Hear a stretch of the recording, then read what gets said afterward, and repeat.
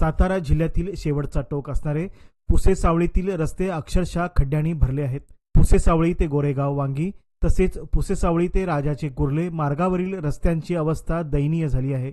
पावसामुळे खड्डे अधिकच धोकादायक बनले आहेत. कुठे रस्ते आहेत आणि कुठे खड्डे हेच कळेनासे झाले आहे. वाहनधारक आणि पादचाऱ्यांचे रोजचे हाल सुरूच आहेत. अपघाताचा धोका वाढत आहे, पण प्रशासन शांत आहे. संबंधित विभाग एखाद्या मोठ्या दुर्घटनेची वाट पाहतोय का? स्थानिक नागरिकांची प्रशासनाला स्पष्ट मागणी. खड्ड्याकडे वेळीच लक्ष द्या. रस्ते खड्डेमुक्त करा.